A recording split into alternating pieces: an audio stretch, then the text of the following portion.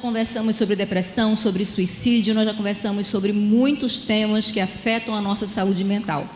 Hoje nós vamos conversar sobre um tema muito bom também, muito interessante, que faz parte também de todo esse processo que a gente está discutindo esses dias, que é a questão do recomeço. Como recomeçar? E o Yves cantou uma música muito bonita, Deus faz tudo novo, de novo, né? Então sempre existe a possibilidade de começar, recomeçar, mas o importante é não desistir. E aí eu lanço a pergunta para vocês: como recomeçar depois de uma situação difícil, depois de um luto, de uma depressão, de uma perda grande? Como recomeçar? Eu queria ouvir cada uma respondendo essa pergunta. Tá, boa tarde, gente, bom sábado. Deixa eu já começar aqui a falar. Eu acho muito interessante a gente também pensar, mesmo que a gente já tenha falado muito sobre as questões de saúde mental aqui, eu só tenho a condição de recomeçar se eu vivenciar a dor e o sofrimento que eu estou passando nesta fase. Porque eu só vou conseguir recomeçar se eu findar a fase anterior. Muitas vezes nós estamos passando por situações difíceis, algumas pessoas passam por uma situação de perda, de morte, de alguma doença ou até mesmo de um problema de saúde mental e deseja, óbvio, recomeçar, viver uma nova fase, e eu quero que tudo isso acabe, que eu quero viver um momento onde eu não esteja mais sentindo nada disso, mas eu preciso vivenciar esse momento de dor, de tristeza, de luto.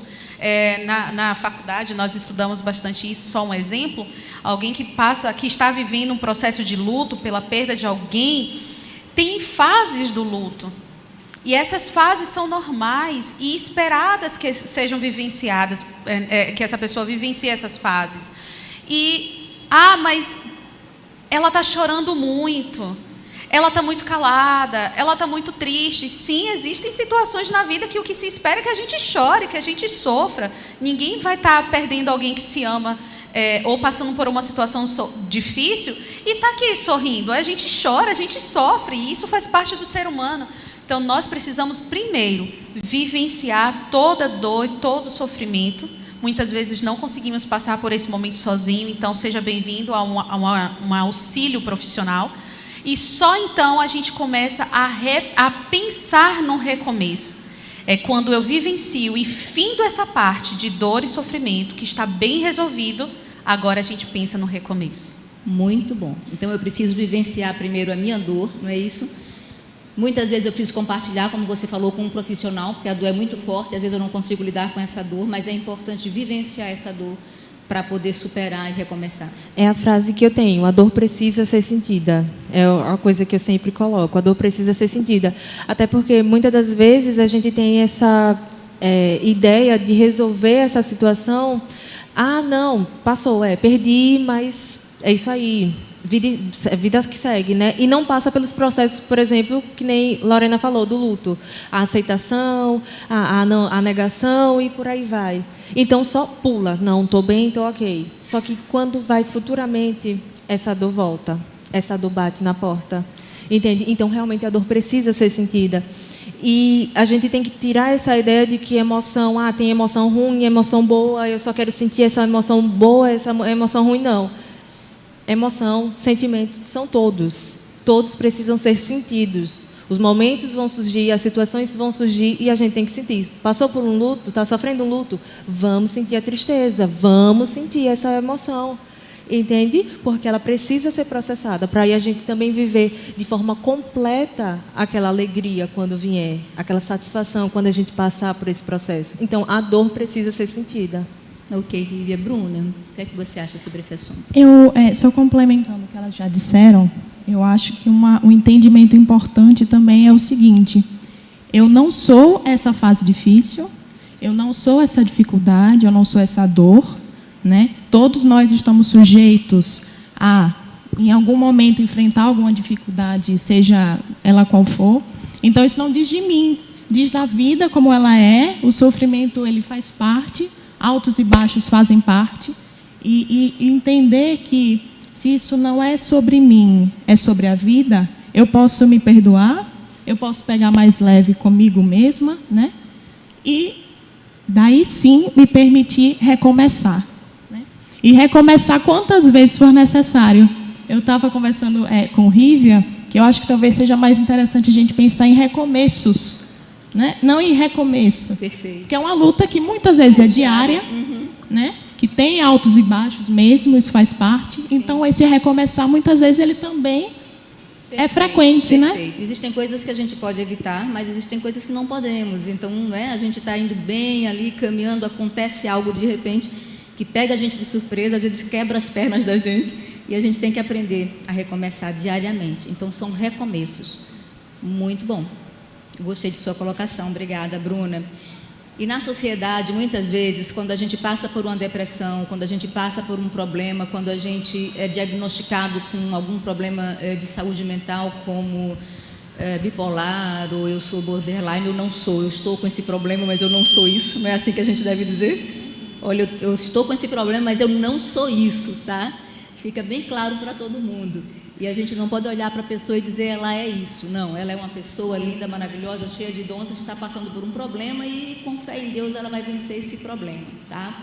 E a gente deve procurar sempre uma melhor versão. Como você falou em recomeços, a gente deve estar sempre procurando a nossa melhor versão.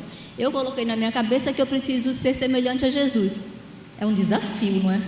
Um desafio enorme. É a melhor versão para mim, é ser como Jesus, ser semelhante a Jesus. Quando a gente fala ser a melhor versão, às vezes as pessoas confundem, e eu queria que vocês explicassem para a gente o que é isso, ser a melhor versão. Que melhor versão é essa que eu devo procurar, Bruno? Você pode começar?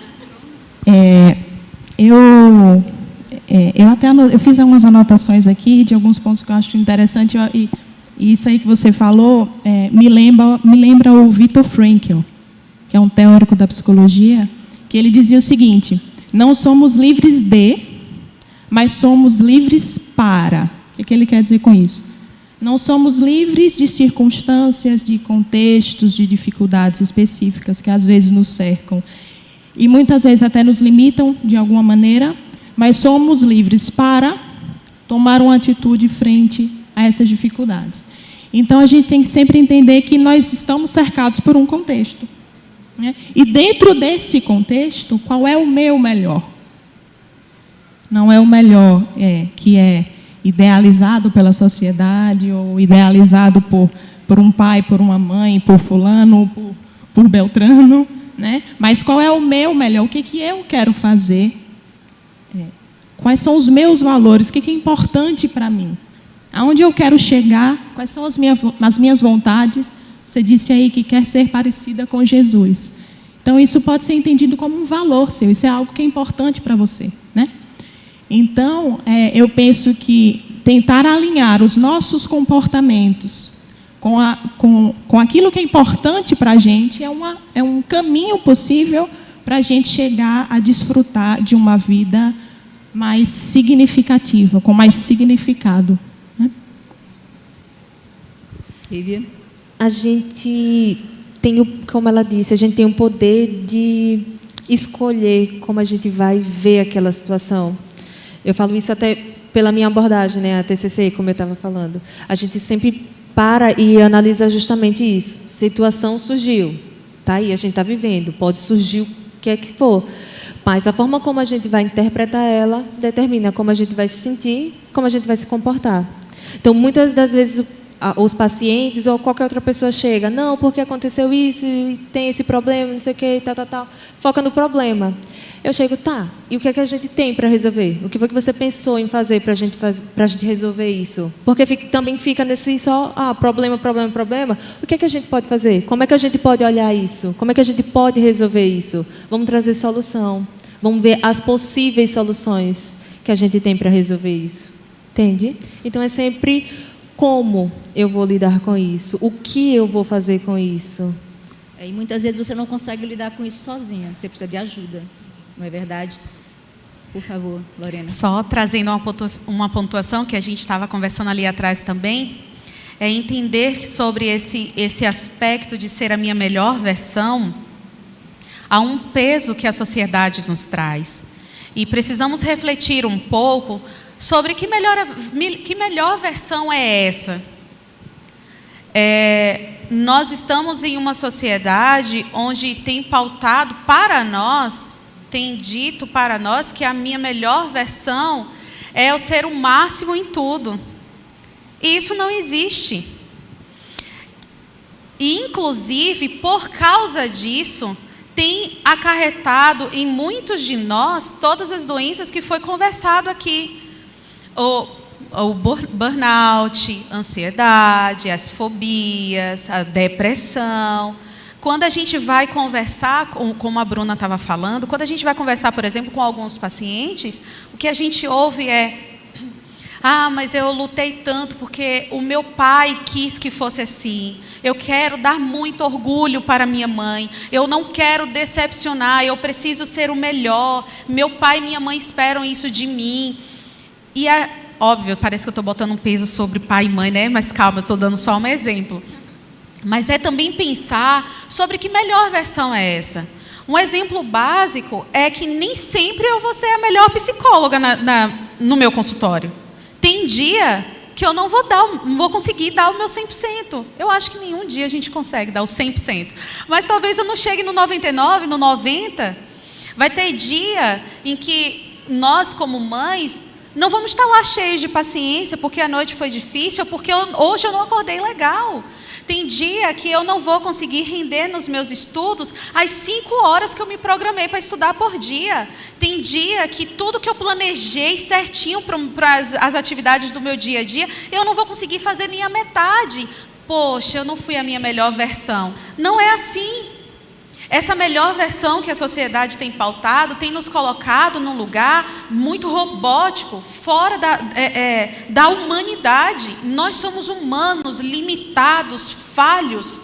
Nós cansamos, nós não somos inteligentes e criativos o tempo inteiro. Nós não somos expert em todos os assuntos. Nós não conseguimos todas as coisas. Nós não damos conta de todas as coisas. E está tudo bem. Então a minha melhor versão, talvez hoje, seja porque eu consegui dar o cheque lá em todas as atividades do meu dia. E amanhã eu não consegui. Mas eu fui a minha melhor versão nas condições que eu tive para este dia. Perfeito. E está tudo bem. E está tudo bem. Não se cobrar tanto. Não deixar que as pessoas suguem tanto de você com essa cobrança. E acho que é celebrar as pequenas vitórias também, né? Isso que Lorena estava falando, é uma luta diária, então celebrar os pequenos passos que são diários também, né? Esse de celebrar os pequenos passos é muito importante, principalmente no quesito de depressão, entende? Quando a gente quero acordar às 7 horas da manhã, de conseguir acordar às 7 horas da manhã, levantar e fazer o que queria, isso já é uma micro-vitória. Isso já te traz um sentimento tão bom. Isso já começa a regular seus hormônios. Então, sim, comemorar as pequenas vitórias. Outra coisa que Lorena estava falando, eu estava pensando, é justamente esse crivo alto que a gente coloca, não é isso sobre a gente. Para eu ser esse melhor, tem que ser isso aqui. Ou até mesmo no quesito de comparação. Foi uma das coisas que a gente estava conversando. Nesse mundo digital, onde todo mundo tem acesso à vida do outro e está todo mundo feliz, está todo mundo perfeito no Instagram. Gente, como assim? Como é que consegue? Né? Por que os consultórios estão cheios? Eu não entendo, né? Entende? Não tem como. E fica todo mundo, porque eu tenho que conseguir aquilo, porque eu tenho que fazer isso daqui também. Eu tenho tantos anos e ainda não cheguei nisso. Espera aí, cada um tem a sua história, cada um tem o seu processo, cada um tem o seu momento de chegar. E é isso, respeitando o seu tempo. Né? Deixa eu só dar mais uma contribuição. Eu sou daquelas que questionam um pouco alguns termos que a gente usa hoje. E, por exemplo, o não se cobrar tanto. Eu prefiro utilizar o termo de me respeitar. Porque às vezes a gente se coloca nesse lugar, se cobrando. Mas se cobrando por quê e para quê? E para quem? Às vezes existe alguém que está lá, sossegadão, e colocando todas as responsabilidades no outro, e por isso que ele não saiu do lugar. Eu não estou falando disso.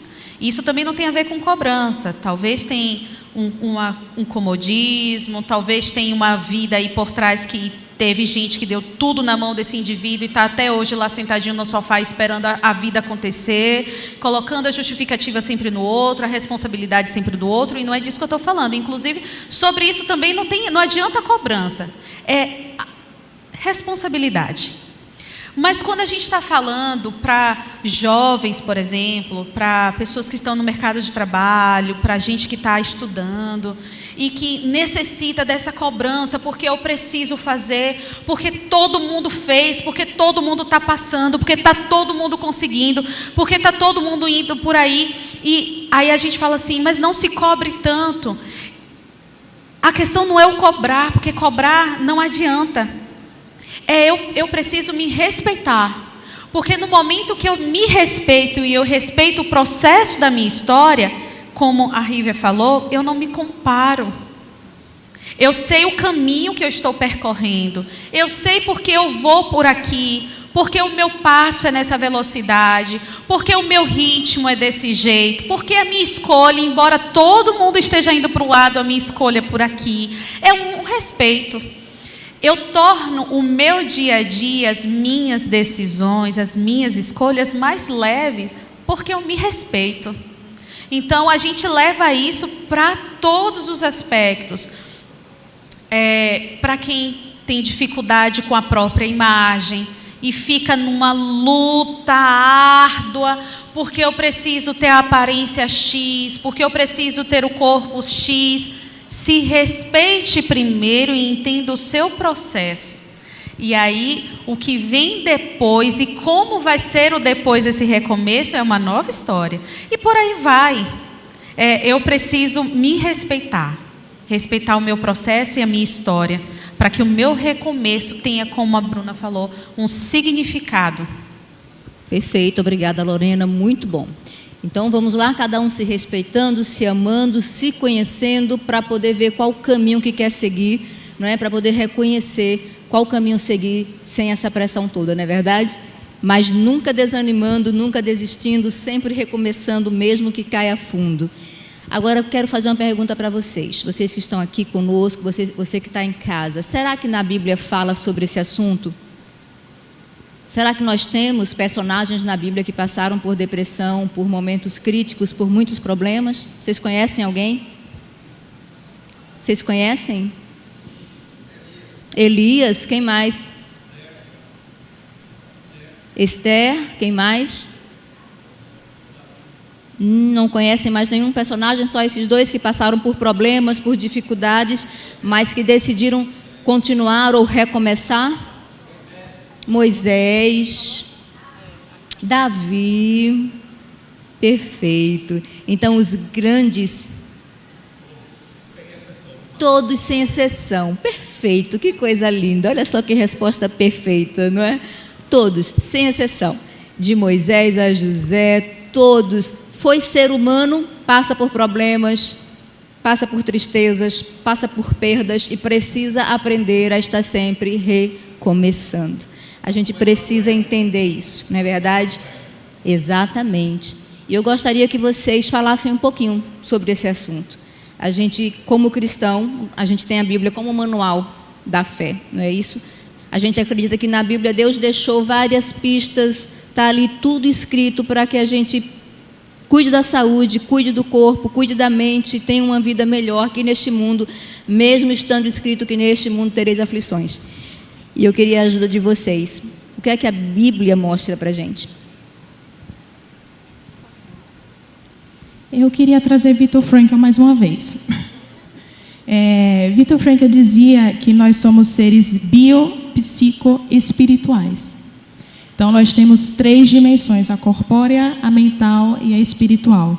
E se somos um conjunto dessas 3 dimensões, precisamos zelar por essas 3 dimensões. E aí, trazendo para o contexto da Bíblia, ou da religião, né?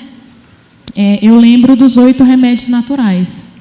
E o que é que são os 8 remédios naturais? Nada mais do que práticas que visam zelar por essas 3 dimensões. Né? Perfeito. O bio, o psico e o espiritual. Exatamente. Muito bem, Bruna. Rívia. Eu estava pensando justamente nessa lógica, né? Porque uma das coisas que eu sempre tenho como base é aquela questão para a gente manter essa saúde mental, né? A questão da atividade física, a questão da rotina. Então, você tem um horário para acordar, para você ver a luz do sol. Aí a gente entra nos 8 remédios naturais. Você fazer atividade física, né? Ar puro, a gente entra nos 8 remédios naturais. Então, tipo, a lógica é essa, a base é essa. Papai já deixou aqui escrito, entende? O receituário já dá esse, é seguir isso aqui, para a gente manter essa saúde mental, entende? Manter esse recomeço. Passou por tudo aquilo, então vamos tentar o máximo conseguir manter essa nova linha, esse novo recomeço, esse novo olhar para essa situação, entende? E eu estava até vendo algumas palestras e uma das coisas que eu aprendi é que, tipo assim, a depressão é como se fosse uma gripe. Ah, você tem um período de gripe, tomou um remédio, se curou, ok. Passou o período dali da depressão, está tomando remédio, fazendo a psicoterapia, entrou num recomeço. Entendi aquele processo, passei por aquele processo, estou numa melhor fase. Mas se você não se cuidar, você pega a gripe de novo. Não é? A mesma coisa acontece com a saúde mental. Se você não cuida da sua saúde mental, você pega uma depressão de novo, você pega um transtorno de ansiedade de novo. Então, vamos nos cuidar. E papai já deixou os 8 remédios, né? Isso como base. Muito bom, Rívia, obrigada. E é verdade. Tem um aspecto que, quando nós trazemos a espiritualidade, né, para este assunto, e que é muito falada, muito orientada, é sobre a questão da esperança. Geralmente, quando a gente lida com alguém, por exemplo, que está com depressão, a gente ouve muito a pessoa falando assim, é porque ele perdeu a esperança, né? Não vê mais a luz no fim do túnel, não vê a solução para os problemas, ele perdeu a esperança. E quando nós falamos, né, trazemos a Bíblia para este assunto, Cristo é nossa esperança. E às vezes eu me preocupo um pouco, porque se Ele é a nossa esperança, e eu digo principalmente para quem passa por algum problema de saúde mental, que ele perdeu a esperança, que ele perdeu Cristo, é meio que complicado, porque a gente já falou isso aqui. O fato de eu ter problemas emocionais e psicológicos não significa que eu não tenho Deus, que eu não tenho a minha prática religiosa, que eu não tenho comunhão com Deus. Na verdade, eu preciso compreender o conceito de esperança. E isso serve para nós, como comunidade religiosa, que estamos lidando, auxiliando alguém que está passando por alguma fase difícil ou algum problema de saúde mental, ou para esse próprio indivíduo que está enfrentando essa fase. Esperança não tem a ver com o fato de esperar apenas. A esperança ensinada na Bíblia, ela nos coloca num lugar de ação. Então, quando nós estamos falando de esperança, nesse sentido bíblico, nós precisamos entender que estamos colocando a nossa fé, confiando, e olha que isso é um dos outros remédios naturais, a confiança. Eu estou confiando em alguém que está além de mim, que pode mais do que eu para resolver uns problemas que eu não sei como resolver.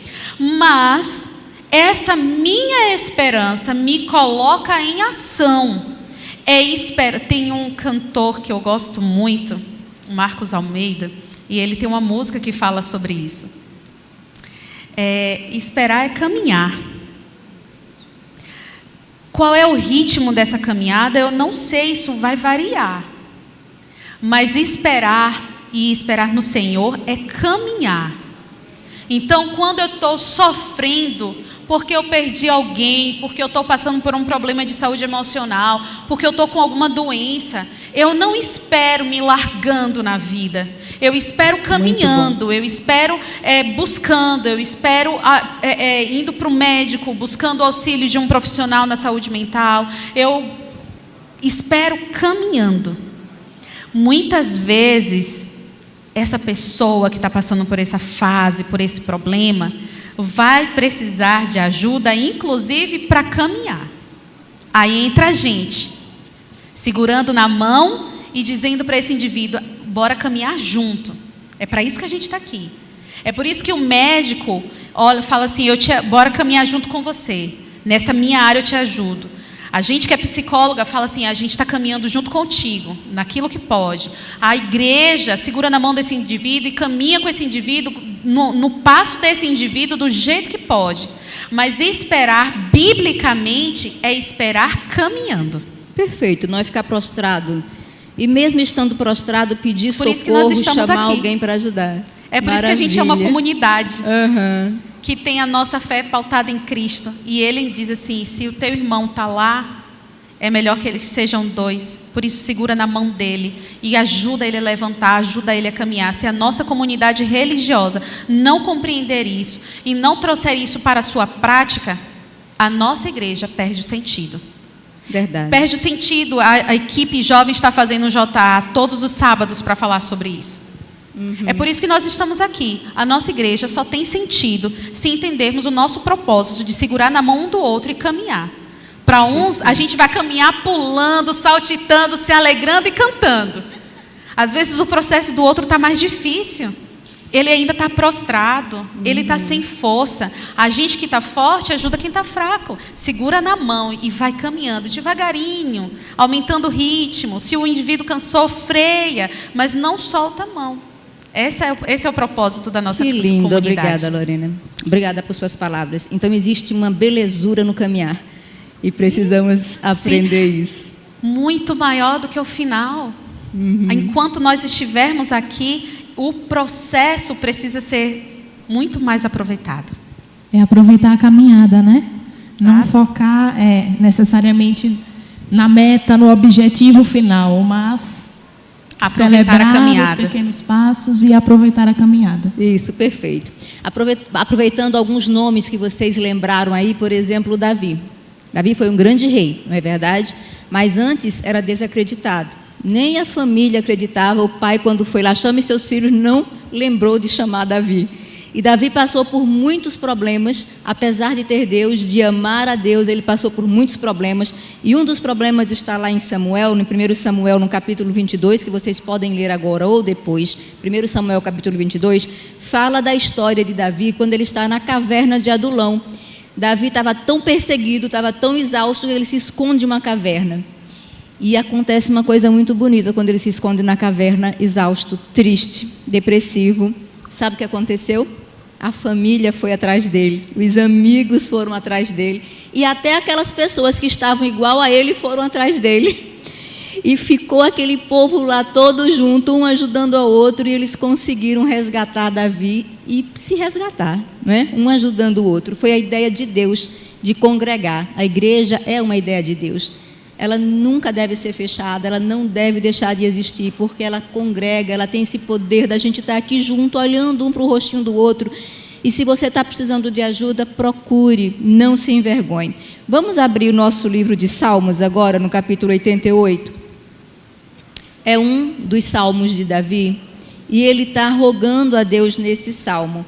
A gente vai ler só o primeiro e o segundo versículo, capítulo 88, salmo, diz assim: Senhor Deus da minha salvação, diante de ti tenho clamado de dia e de noite. Chegue a minha oração perante a tua face, Senhor. Inclina os teus ouvidos ao meu clamor. Verso 3: porque a minha alma está cheia de angústia e a minha vida se aproxima da sepultura. Veja só, uma pessoa que escreve isso deve estar passando por um momento muito difícil, não é verdade? E Davi, ele era muito sincero naquilo que ele tudo que ele sentia, ele escrevia, mas ele sempre colocava Deus no que ele estava sentindo.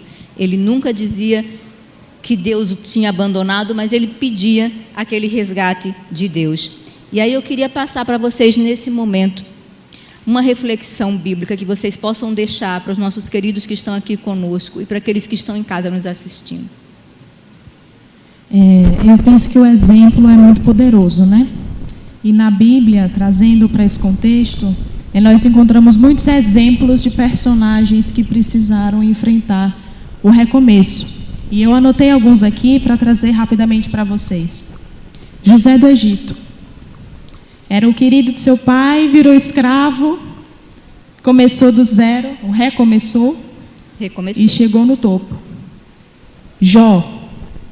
Perdeu tudo e no final terminou com o dobro de tudo que tinha. Adão. Teve que recomeçar de uma vida edênica para uma vida de sobrevivência num mundo de dores, de sofrimento. Né? Noé teve que recomeçar do zero no mundo pós-dilúvio, sem ninguém. Né? E Moisés, até foi falado aí por vocês, filho da filha de Faraó, passou muitos anos no deserto, se desconstruindo, e se tornou o grande líder de Israel. No final, teve até seu corpo disputado entre o céu e o inferno. Bruno, eu gostei muito dessa sua palavra agora, desconstruindo no deserto. Você podia explicar isso para a gente? Passou anos no deserto se desconstruindo. Exatamente, porque ele, Moisés, filho da filha de Faraó, então ele tinha uma vida com todos os luxos, podemos dizer assim, né? E essa desconstrução foi nesse sentido, né? Foi nesse sentido, onde ele deixou, ele se desprendeu das coisas, digamos assim, dessa terra, desses luxos, né? De todo o orgulho, né, que ele tinha. Exatamente. Uhum. E ele escolheu valorizar outras coisas, né?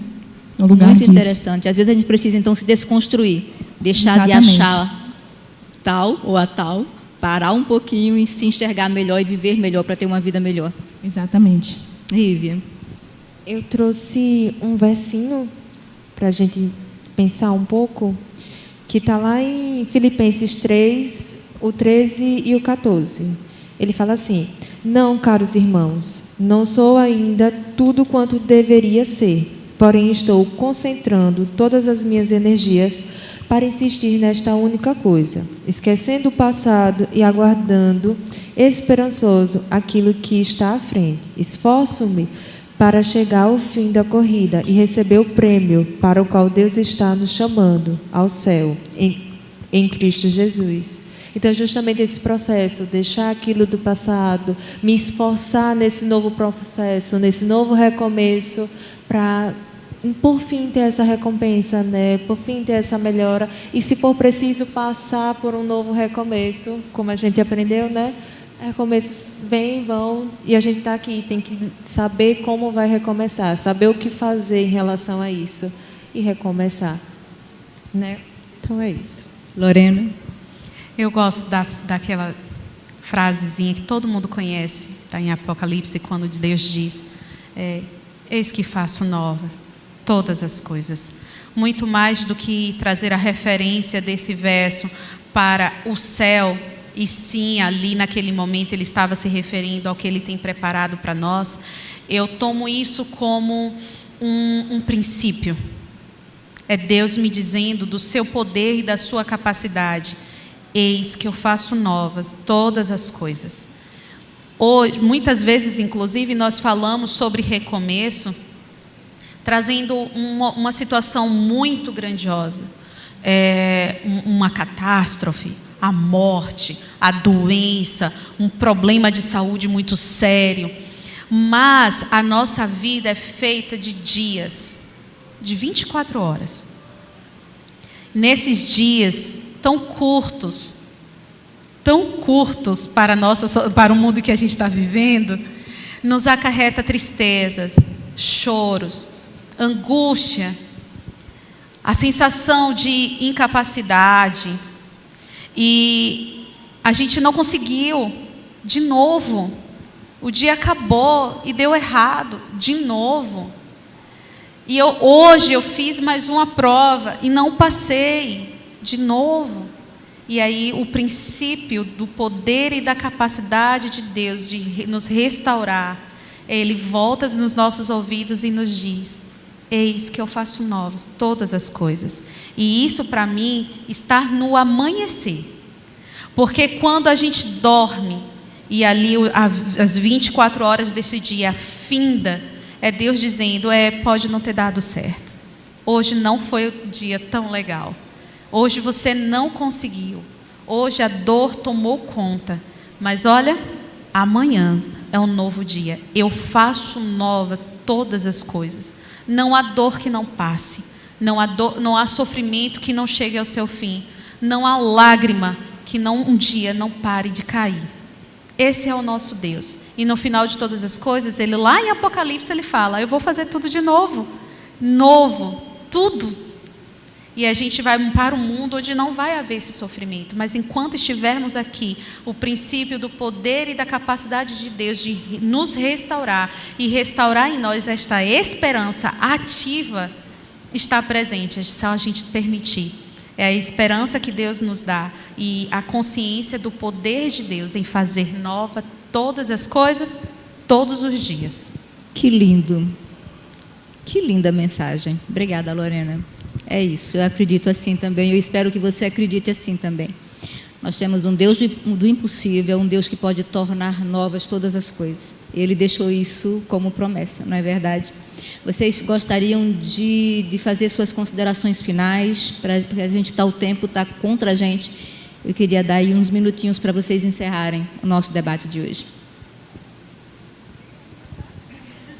Gente, eu gosto de falar, então já que vocês querem ficar com menos tempo, eu vou começar logo. Eu acredito que a soma desses dias que foram passados aqui, desses sábados que foi pontuado sobre as questões de saúde mental, precisa ficar muito claro na nossa cabeça. A saúde mental, ela não está na moda, ela enfim está sendo percebida e nós temos tido acesso à compreensão da importância de cuidar da nossa saúde mental. Por isso, não importa se o outro sente ou não sente, não importa se todo mundo acha que, nossa, mas ele vive sorrindo, nossa, mas ele é tão bem sucedido, nossa, mas ele conseguiu tudo, nossa, olha como a vida dele é boa, só você sabe a dor que passa.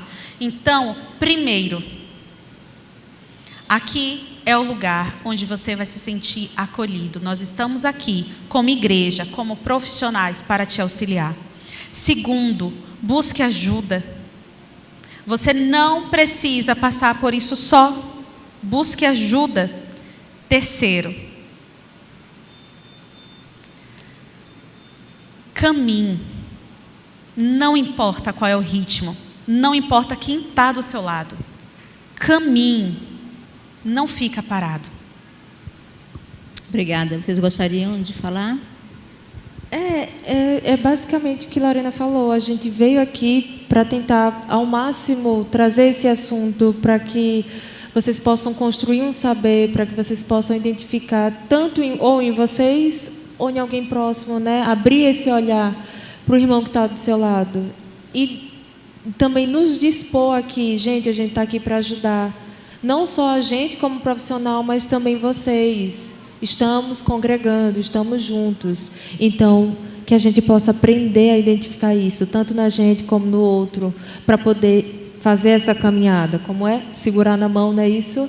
Um do outro. Não importa a velocidade, cada um com seu processo, cada um com seu tempo, mas sempre um ajudando o outro. Estamos aqui para um cuidar do outro. É o que importa. Perfeito. Foi um dos objetivos, né, desse debate agora em setembro, da equipe jovem, pensou isso, de alertar a igreja, de alertar você que está nos ouvindo em casa, você que está aqui com a gente agora, que nós precisamos estar mais atentos ao nosso próximo, ao nosso irmão, para ajudar. Bruna? Coragem. Coragem é seguir em frente, seja como for, requer coragem, né? Coragem não é não ter medo, mas é seguir em frente apesar do medo. Então, desejo a vocês coragem. A vida exige coragem, né? Uma frase bem conhecida. E a gente não deve parar, não deve desanimar. Nós temos um Deus lindo, poderoso, que está preparando um lugar muito melhor que esse para a gente. A gente precisa não deixar de acreditar nisso, por mais difícil que seja o problema. Não é? Eu passo por problemas familiares, passo por problemas no trabalho, passo por problemas diariamente, mas a gente não pode desistir. A gente tem que estar lá sempre orando, clamando a Deus para que Ele nos ajude, para que Ele nos resgate. Eu vou pedir a Lorena para fazer uma oração para que a gente possa encerrar esse debate. Agradecer a você que veio aqui todos os sábados nos ouvir, também dá a sua contribuição. A você que está em casa também, muito obrigada, não pôde estar aqui conosco, mas esteja aqui no próximo sábado para que a gente possa abraçar e também para que você possa estar aqui congregando, que foi uma ideia de Deus, que Ele disse que não é bom que o homem esteja só. Então nós precisamos estar um ao lado do outro ajudando. Lorena, você pode orar por nós? Vamos ficar em pé? Oremos. Bondoso Deus, nós louvamos o Teu nome, Senhor, pela oportunidade que o Senhor nos dá de estarmos aqui falando e estudando e debatendo um pouco sobre um assunto tão importante e que é do Teu interesse, pois o Senhor tem interesse em ver os Teus filhos e a Tua comunidade, o Teu povo com saúde. Por isso, Senhor, Tu que sondas o nosso coração e a nossa mente e sabe do que vai lá no mais profundo da nossa alma, sonda-nos, Senhor, e guia-nos nos Teus caminhos. Coloca sobre nós a Tua mão e derrama, Senhor, sobre a nossa vida o Teu bálsamo. Toma, Senhor, os nossos fardos e dá-nos o Teu, porque o Teu é leve. Nos ensina, Senhor, a aprender de Ti. Nos ensina a aguardar o cumprimento das Tuas promessas. Nos ensina, Senhor, a esperar as Tuas bênçãos, esperar o retorno de Cristo, mas segurando na nossa mão e caminhando conosco. Que o Senhor abençoe a Tua igreja, para que ela cumpra o Teu propósito de servir ao outro, de abençoar ao outro, de auxiliar o outro. Que nós, que somos profissionais, também possamos ter o senso da missão, de cuidar um do outro, porque esse é o Teu chamado para nós. Dá-nos a nós, e que estamos aqui, e aos que estão em casa também, uma semana abençoada, desconhecida é verdade, mas já escrita pelo Senhor, que possamos seguir os Teus passos e andar em Teus caminhos. É o que nós Te pedimos, agradecidos no nome de Jesus. Amém.